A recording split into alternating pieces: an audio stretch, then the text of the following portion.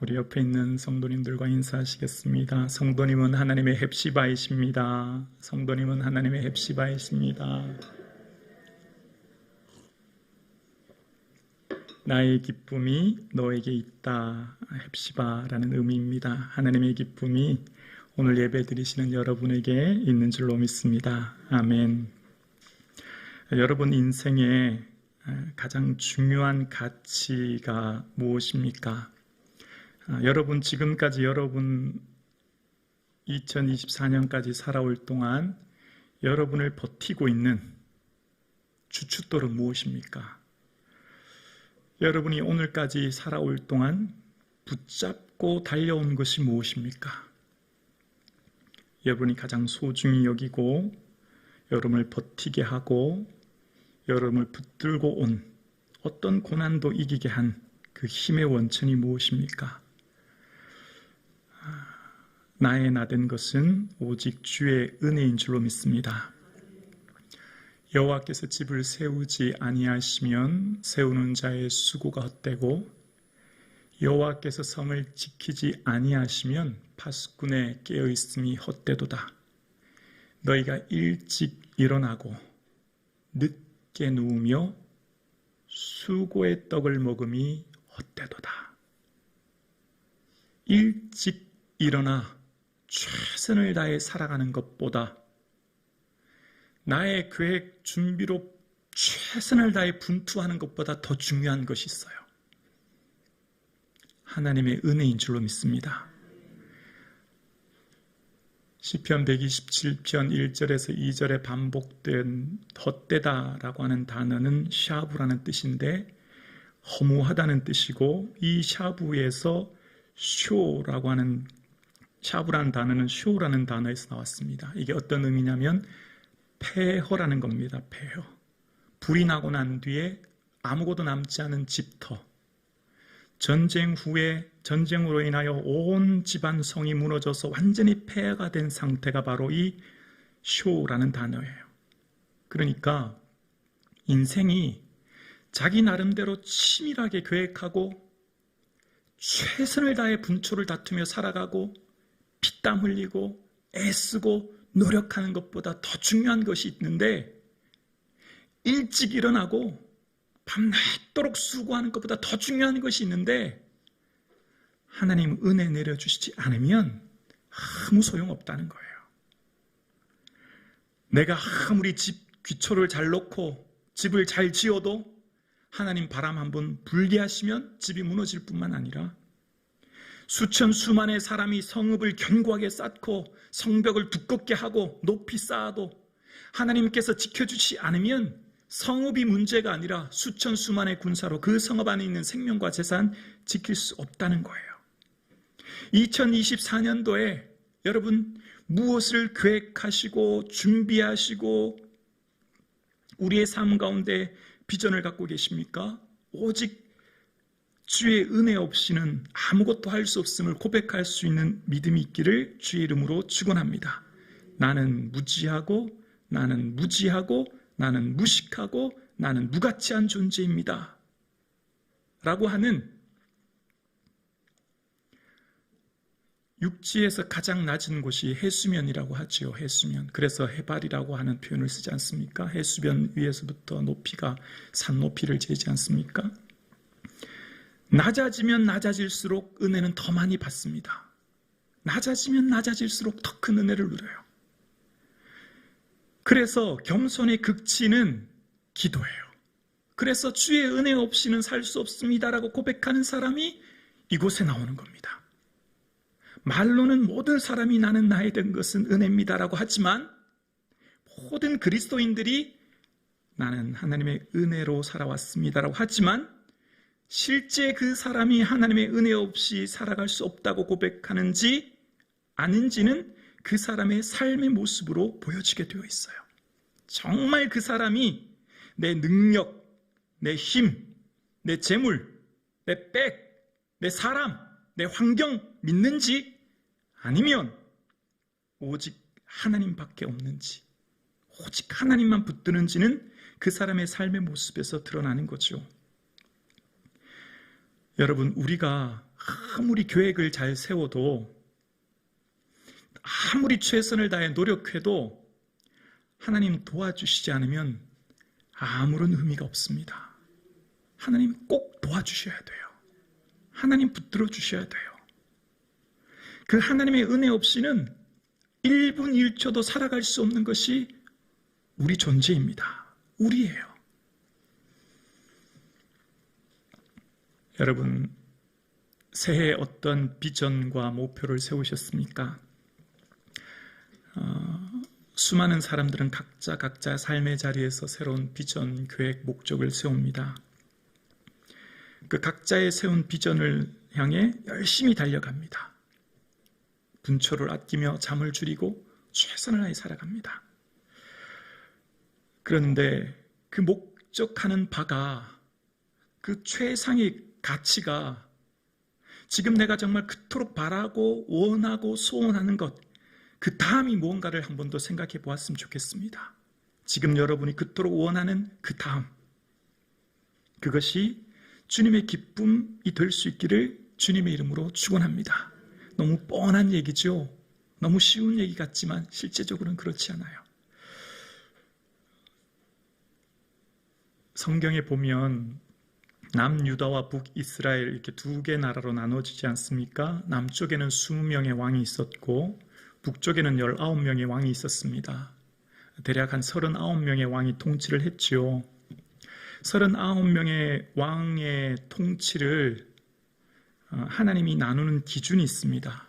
그러니까 어느 왕이 통치를 잘했는지 그 통치에 대한 평가, 그 하나님의 평가를 성경, 열왕기서를 통해, 역대서를 통해 우리에게 성경은 깨닫게 해줍니다. 어떤 왕이든지 그 나라를 다스릴 때 부국강병하고 천하태평하게 모든 사람들의 먹고 살 거리를 보장하고 그들의 생명과 재산을 지키며 군사력을 통해 국가 안보를 지키고 영토를 확장하여 삶의 질을 높이는가?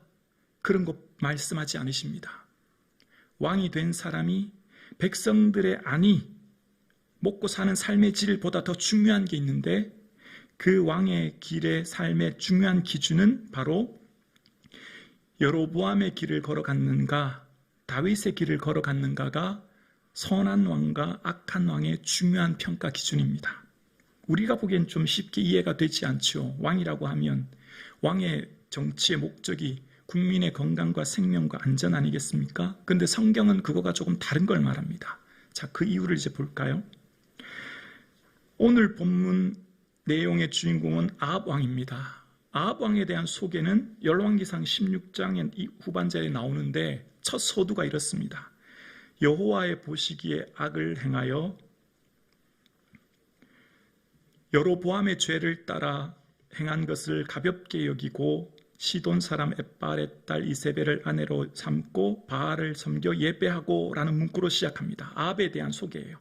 자, 아합에 대한 소개를 이야기할 때 서두의 수식어가 뭐냐면 여로보암의 죄를 따라 라는 표현을 씁니다. 그러니까 왕에 대한 평가 기준은 딱 한 가지예요. 다윗의 길을 따라갔는가, 여로보암의 길을 따라갔는가, 이게 선한 왕과 악한 왕의 결정적인 차이예요. 여로보암의 길, 여로보암의 죄를 따라 행했다면 다 악한 왕입니다. 하나님 보시기에 다 기뻐하지 않은 왕이에요. 그가 설령 많은 영토를 확장하고 많은 군사력을 갖추었다 할지언정, 많은 외교력과 국방력을 가지었다 한지언정 그는 결코 선한 왕이 아닙니다. 반면 여호와의 보시기에 정직히 행하여 다윗의 길로 행하였다라고 하면 대부분 다 선한 왕입니다. 하나님 보시기에 이 두 가지 길로 나누어지는 거예요. 이 두 길의 결정적인 차이점은 바로 그 서두에 여호와의 보시기에 악을 행하여 여로보암의 길을 따라갔느냐, 여호와 보시기에 악을 행하여 다윗의 길로 갔느냐, 이 차이입니다.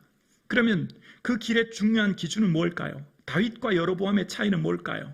먼저 여로보암을 살펴보면 여로보암의 관심은 늘 여론에 있었습니다. 모든 관심이 사람이었어요. 당연하죠. 정치를 하는 사람의 모든 정치의 관심은 여론 아닙니까?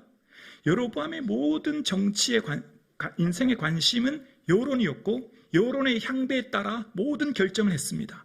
하나님은 전혀 고려한 적이 없어요. 여로보암의 인생 가운데 하나님을 생각하거나 하나님에 대한 고려는 전혀 없습니다. 늘 여론이에요. 그래서 여로보암이 북이스라엘을 재건하고 통치하다 보니까 사람들이 절기만 되면 유월절을 지키려 예루살렘으로 내려가는 거예요. 왜냐하면 거기 제사 지내러.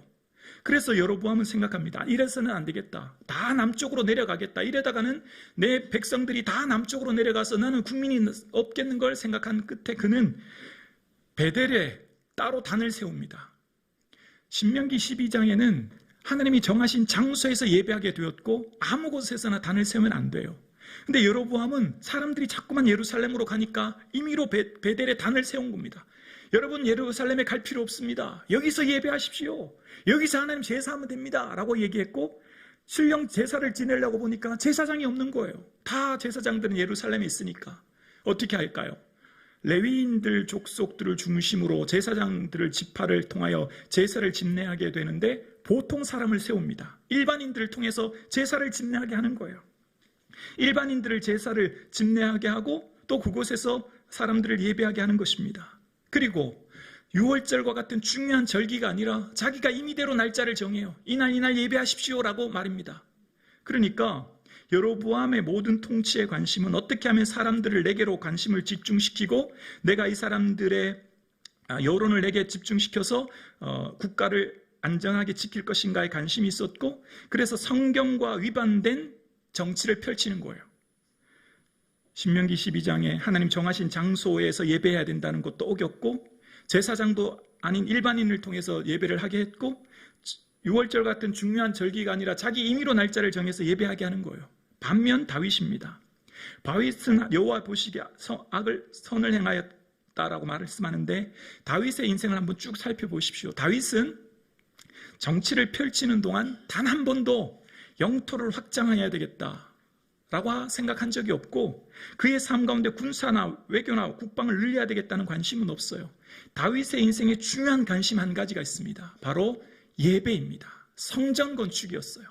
다윗의 인생의 모든 관심은 하나님을 예배하는 것이었고, 다윗은 그래서 이후에 예루살렘에서 왕이 된 후에도 언약궤를 오베데돔에서 언약궤를 가져올 때도 얼마나 기뻤으면 6걸음 한 걸음 가고 제물을 드릴 정도로 너무너무 기뻐했고, 언약궤를 안치할 다윗의 장막을 따로 만들었고요. 이후에 그는 그렇게 말하죠. 나는 이 백향목궁에 거하는데 하나님의 궤는 저 휘장 가운데 있도다 생각하고 하나님을 향해 성전을 짓기로 마음먹어요.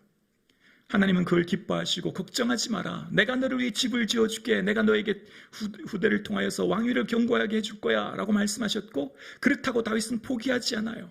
끝까지 준비하죠. 평생을 다해 준비하죠. 그래서 역대상 28장 10절 후반절에 보면 다윗은 영감을 받아서 성전의 설계도, 성전의 제물 모든 것을 준비합니다. 그러니까 솔로몬은 그냥 지었을 뿐이지 설계도를 비롯한 재료와 사람과 모든 준비는 다 다윗이 한 거죠. 그러니까 다윗이 건축한 거나 사실은 별반 다른 것이 없죠. 다윗의 인생의 모든 관심은 하나님을 향한 예배의 삶인 것을 보게 되어집니다. 그런 다윗을 하나님 기뻐하시고 내 마음에 합한 자다 말씀하셨고, 하나님께서는 다윗을 통하여서 이후에 예수 그리스도라고 하는 계보를 잇게 하십니다. 오늘 함께 예배드리시는 사랑하는 성도님, 예배에 목숨 거는 2024년 되기를 주의 이름으로 축원합니다. 이것이 하나님 영과 진리로 예배한 자를 찾으시는 하나님의 마음입니다. 우리의 삶의 기초가 예배가 될 수 있기를 주의 이름으로 축원합니다. 하나님께서는 예배하는 자를 기뻐하시고 예배하는 자를 인하여서 영광을 받으시는 거죠. 그렇게 다윗의 길을 따라갔던 삶을 하나님께서는 다윗의 길을 따른 자를 통해서 하나님께서는 선한 왕이다 말씀하시는 거예요. 자, 그런데 아합 왕의 특징이 있습니다. 아합 왕의 인생살이 가운데 중요한 관심은 영토 확장이었습니다. 처음 왕이 된 이후에도 아합 왕의 인생살이 가운데 나봇이 아합 가까이 살고 있는 나봇의 포도원이 있었는데, 그것 또한 한 사람의 포도원을 빼앗아 채소밭을 삼지요. 오늘 본문도 마찬가지예요. 오늘 본문은 지금 전쟁에 대한 내용인데요.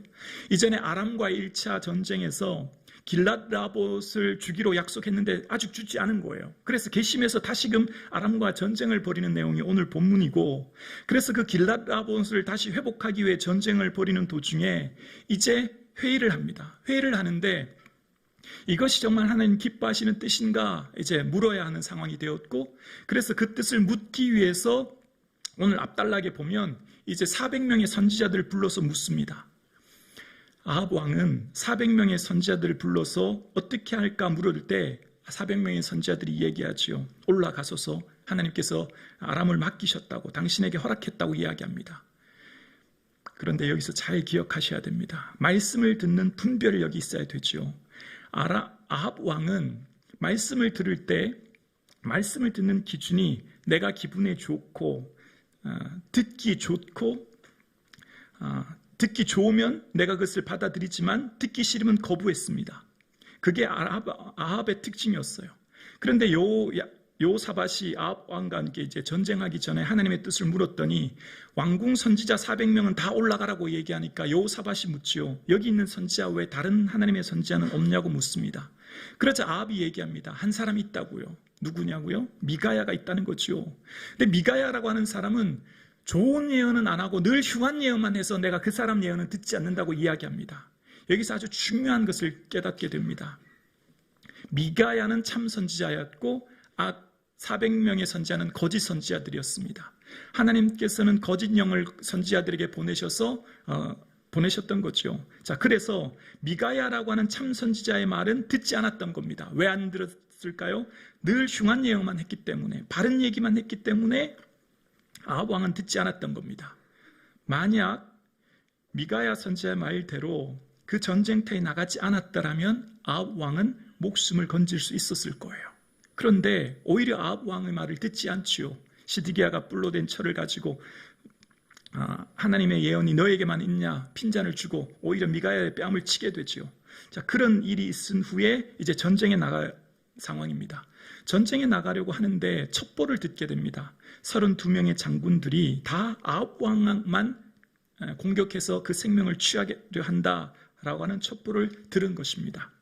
그 상황 가운데 아합 왕이 생각한 거예요. 내가 이대로 가면 전쟁에서 생명이 위험할 수 있겠구나 생각하고는 왕의 복장이 아니라 병사의 복장으로 왕의 기도 걷어내리고 또 투구도 일반 병사의 투구도 모든 것을 일반 병사처럼 하고 전쟁터에 나간 거예요. 아합은 나름대로 속임수를 펼친 거죠. 나름의 계획을 세운 거죠. 모든 사람의 타깃이 자기가 되었으니까 왕의 갑옷이 아니라 왕의 모습이 아니라 이제 일반 병사의 모습으로 전쟁터를 나간 것입니다. 변장수를 쓴 것이죠. 속임수를 쓴 것이죠. 나름대로 잔꾀를 벌인 것이죠. 자, 그런데 그것이 오히려 또한 아합을 더 궁지에 몰게 되고 결국 그것이 그를 죽게 만드는 것을 보게 되었습니다. 자, 오늘 본문에 보면 33절 한번 읽어보실까요? 33절입니다. 시작. 한 사람이 무심코 활을 당겨 이스라엘 왕의 갑옷 솔기를 쏜지라.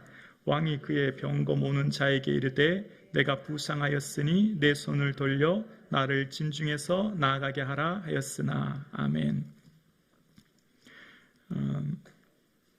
당시의 갑옷은 이렇게 통으로 된 짜진 갑옷을 만들 수 없을 뿐더러 만들면 몸을 움직이거나 전쟁에서 쉽게 전쟁을 치를 수 없기 때문에 갑옷을 만들 때 갑옷과 갑옷을 서로 재료를 끈으로 묶어서 이제 갑옷을 만들게 됩니다. 그러니까 갑옷의 철과 철을 끈으로 묶어서 만들기 때문에 그 사이를 갑옷 솔기라고 하죠. 그러니까 갑옷의 최고 취약점이 바로 갑옷 솔기입니다. 그런데 오늘 본문에 보면 한 사람이 무심코 한 사람이 아합 왕을 죽이려고 의도적으로 활을 쏘는 게 아닙니다. 수천 수만의 군사 중에 그냥 무심코 마구잡이로 활을 쏜 거예요. 근데 그 화살이 수십 미터를 날아가서 아합 왕의 최고의 약점인 아킬레스건이라고 할 수 있는 갑옷 솔기에 명중하는 것을 보게 되었습니다. 아합은 지금 이 전쟁을 치르기 위해 치밀하게 계획했고 준비했고 그래서 변장했고 모든 방법을 동원했는데 한 군사가 무심코 쏜 화살이 갑옷 솔기의 명중에서, 갑옷의 가장 취약한 약점 아닙니까? 그곳의 명중에서 아합 왕이 결국 죽게 되는 내용이 오늘 본문의 내용입니다. 아합의 인생 가운데 아무리 치밀하게 준비하고 계획하고 나름대로 수많은 방법을 동원해서 전쟁터에 나갔던들 하나님께서 그 아합 왕을 보시면서 얼마나 한탄하셨겠습니까? 한 사람이 무심코 쏜 그 화살이 아합 왕의 갑옷 솔기를 맞춤으로 그는 그 전장에서 죽게 되는 것을 오늘 본문은 이야기하고 있습니다. 2024년이 되었습니다. 우리는 각자 삶의 방식대로 최선을 다해 계획을 세우고 준비하고 각자의 목표를 향해 열심히 달려갈 준비를 하고 있습니다. 그런데 더 중요한 것이 있습니다. 더 우리가 결단해야 될 것이 있습니다. 하나님의 은혜 없이는 결코 내가 세운 계획이 아무런 의미가 없다는 것입니다. 하나님의 은혜 없이는 아무리 내가 치밀하게 준비하고 아무리 내가 피땀 흘려 노력하고 애를 쓰고 수고해도 그 모든 수고가 결국 숲으로 돌아갈 수밖에 없다는 것이죠.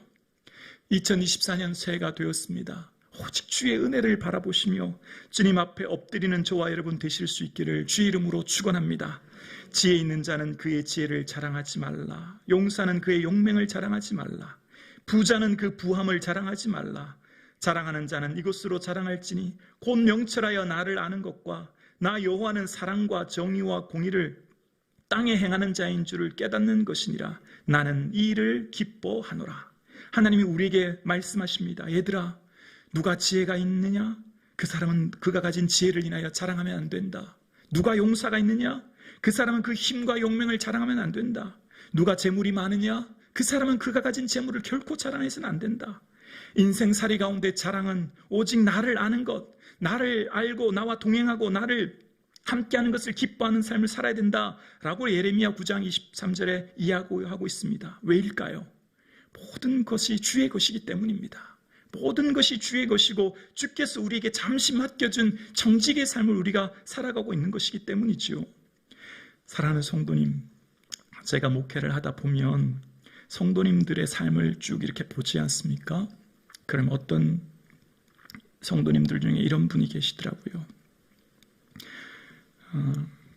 열심히 사업을 합니다. 최선을 다해서 살아갑니다. 밤잠도 잘 자지 못하고 여행 한번 제대로 가지 못하고 또 가족과 함께 시간 한번 제대로 보내지 못하고 열심히 사업합니다. 수십 년을 그렇게 애써서 모았습니다. 그래서 이제 좀 살만했는데 이제 좀 여행도 좀 가고 이제 좀 누릴만 한데 그때 사기를 당하는 것을 보았습니다.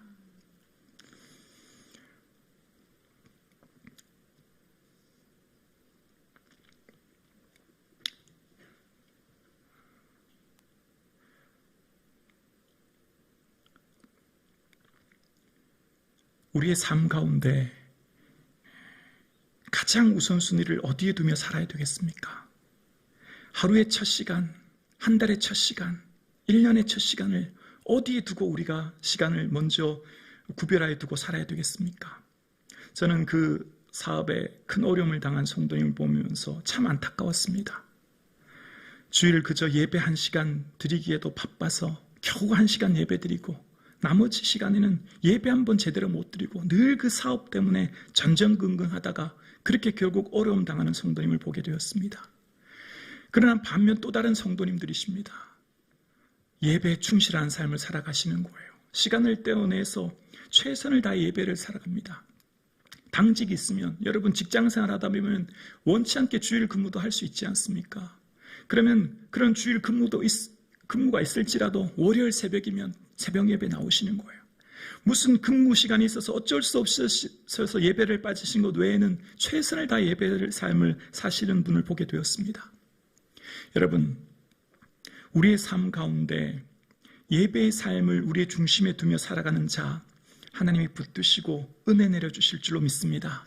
여러분, 꼭 제가 이 설교를 잘못하면 무슨 예배를 잘 안 드리면 무슨 화를 주고 징계하고 이런 의미는 아닙니다. 제가 말씀드리는 핵심 취지는 은혜 없이는 우리는 결코 살아갈 수 없는 존재라는 것을 말씀드리는 거예요.